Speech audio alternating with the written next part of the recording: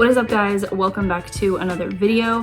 I am super excited for this one because we're finally catching up to real time with these bullet journal flip throughs. I've got my 2022 bullet journal here. I'm going to take you guys through every single spread. I'm really excited for this flip through the most, I think, because I finally found a journal that held up through the year.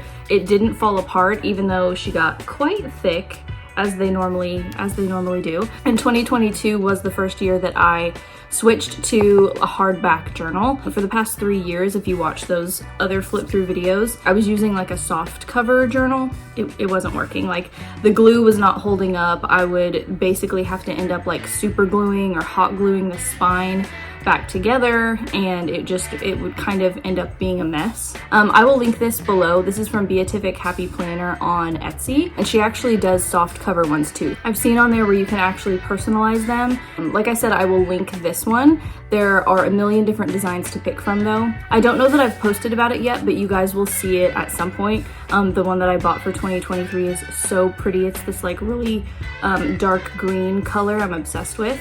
I guess that's like my new dark green is like, I don't know, I'm having a moment with dark green. I really like that you can customize them too. I go for like just the dotted pages, but you can get like a ruled one, like a lined one. You can get like graph paper. I think you can get it blank, and then you can also personalize them. So obviously I put the year on mine.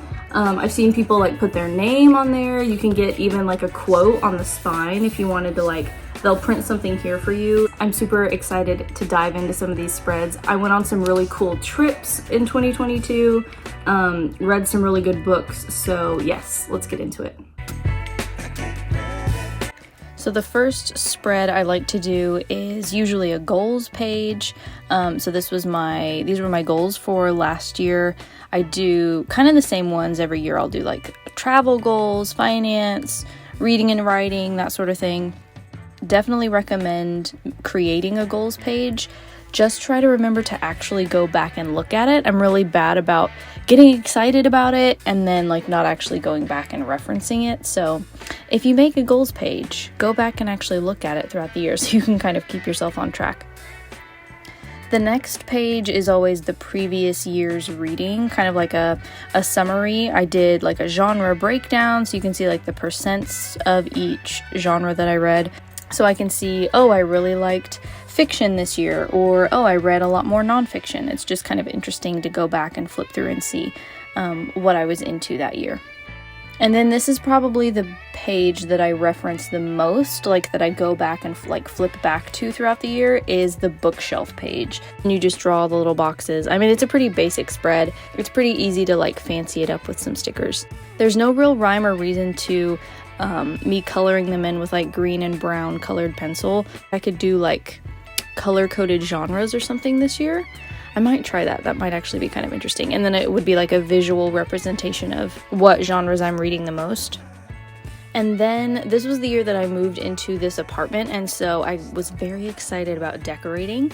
And so I was going online, finding inspiration, printing some things out. I found some cute stickers, which, by the way, any sticker packs that I can find that are still available for purchase, most of them I did buy from Etsy, will be in the description box. So if you guys see something and you're like, oh, that's super cute, I wish you would have said like where it was from, definitely check that out if you see anything that you really like. And then I want to get back more into like law of attraction, mantra type spreads like this, even though it's like, seems like kind of random, I guess, just because they're cute to look at and they make me happy. So then we have some January favorites. I read Cultish by Amanda Montell. I feel like this book has definitely had all of the hype that it deserves, so I won't go into too much detail. But I read that book in conjunction with Wild Wild Country on Netflix. John and I watched that together. It's pretty nuts. It's pretty crazy. If you liked that Netflix series, you'll probably like the book. And then Midsummer kind of goes along with that sort of like cult vibe. It's a very heavy movie. So yeah, it's rated R. It's pretty gory, pretty dark. So be prepared if you do decide to watch that movie. And then February was when I started my YouTube, February last year. I posted 3 videos, so those were like my first 3 videos. And I want to do another spread like this, kind of like a, 1 year later, kind of like update spread. That would be kind of cute to do this year.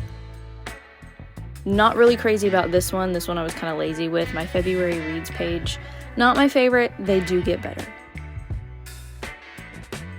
Something also that was really good that happened in February was I adopted Guillermo. So he, if you don't know, is a rescue. I adopted him from the local animal shelter. They didn't know anything about him when he was brought in. He was feral, actually, when they brought him in.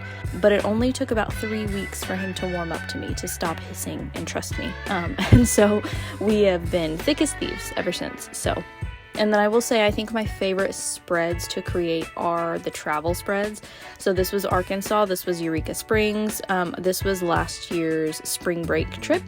Highly recommend the safari park drive-through safari thing. You can buy like a cup of feed, and then you literally just like roll down the window and every single one of those animals will come up to you. So be prepared to be spit on and sniffed and licked and all that stuff.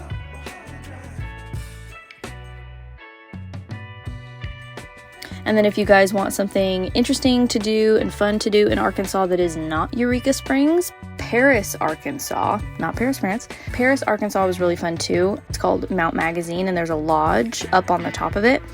Incredibly scenic views. There's hiking trails. John and I saw a herd of deer like running through. Really, really pretty. And then kind of sort of on the way is also Natural Falls. It's actually in Oklahoma. But it's a nice waterfall you can go walk around. So if you're ever passing through that part of the country, those are some things you could definitely hit up. And then I read some good books in March. Now, typically what I do is like a spotlight for the month. Instead of doing like a March spotlight, it looks like I did like the first book of April kind of spread. And that was my Year of Rest and Relaxation by Ottessa Moshfegh. Have not read Homesick for Another World yet. It's still on my list.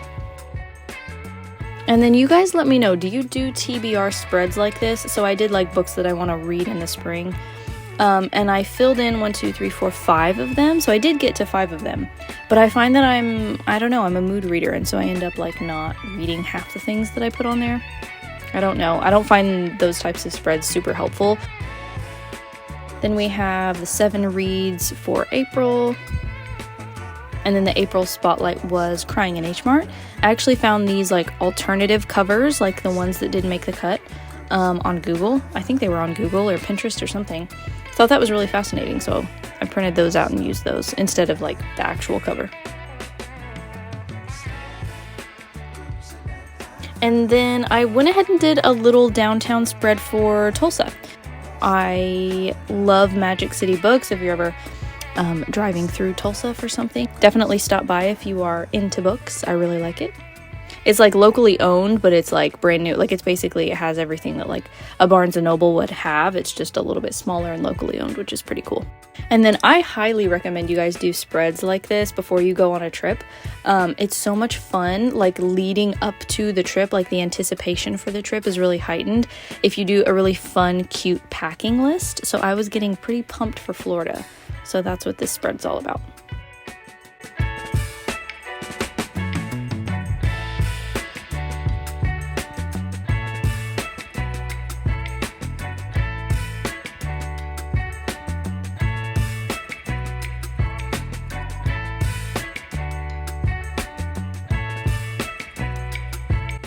And then Florida, this was my first big summer trip. Wasn't my first time being in Florida, but the first time was like just like a quick, like overnight. I think it was like less than 24 hours. So this was my first like legit trip. We first stopped at the Florida Welcome Center, and I picked up a couple of brochures. And so a lot of the images that you see, like the seashells and stuff, that's scanned from that brochure. And then I like printed them out and pasted them in. So we stayed at Fort Walton Beach, which is like a 10-minute drive from Destin. Definitely do that if you are thinking about going to Florida soon and you want like a condo that's right on the beach, but you look at those prices and you're like, oh, okay, maybe not. Because Fort Walton literally looks the exact same. It's like white sugary sand, but it's a little bit cheaper than Destin. So Fort Walton Beach was super nice. Surfside Condominium, I think is where we stayed. I think that's what it was called. Really nice. Loved it. So highly recommend staying there if you are wanting to get away this winter.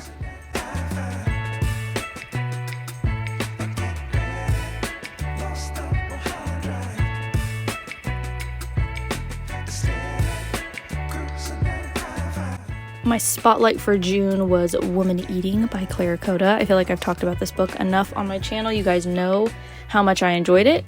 It was fun to do like a really dark gothic spread in the middle of summer, because typically I would read those books, like I would mood read those types of books later in the year, like October, November time. So it was fun to kind of do something a little spooky in summer.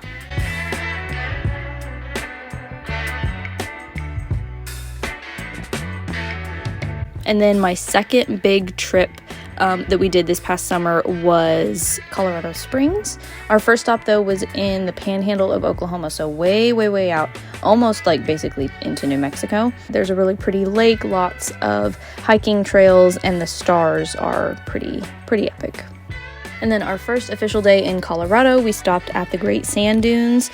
Be prepared for a very long drive out to them, but well worth it. We liked it a lot. And then these more like generic stickers that you're seeing are from just like Michael's or Hobby Lobby, I think. And then a trip to Colorado is not complete if you don't go to the Cheyenne Mountain Zoo. It was super epic. The giraffes are the first animal I think that you see, and it was definitely the most interactive experience. So honestly, it would have been worth it just to be able to like hand feed those giraffes. And then Garden of the Gods as well is like a must do. Obviously very like touristy things that everybody knows about, but like they're popular for a reason. Definitely hit up West Side Stories. I looked up a couple of local bookshops while I was there, and this one is the one that seemed the most interesting. It's really small, like super tiny, but it was really cute.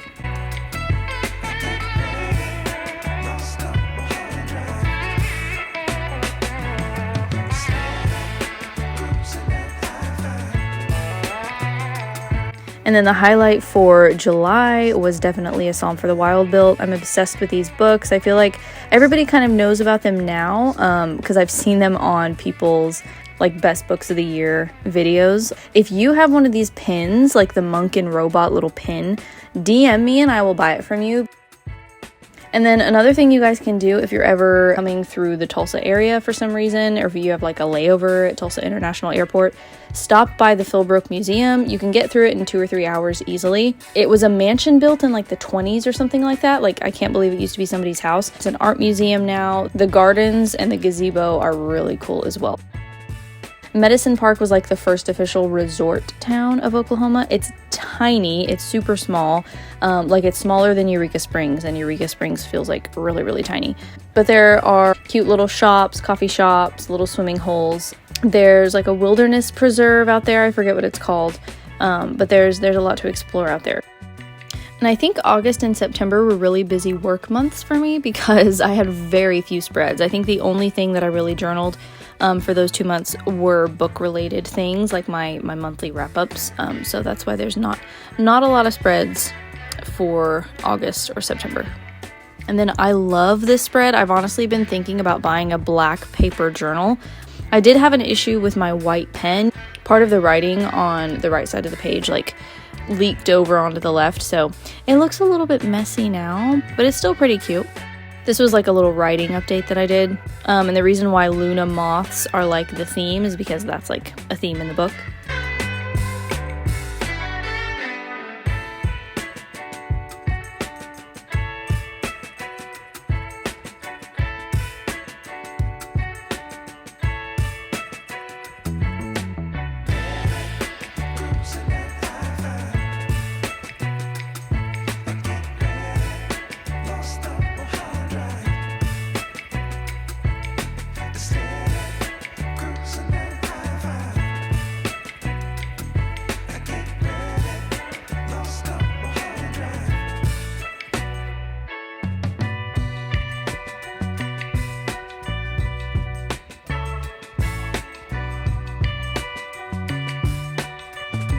And then something that I did for the first time this year was I did like my most watched YouTubers.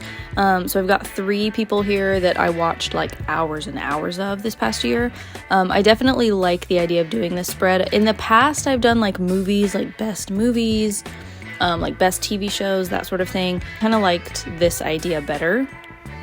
And then finally, the best books. Of course, I have to have the best books of the year. I didn't go in any particular order, and this is actually a smaller list than the video I made because my video was like 22 books.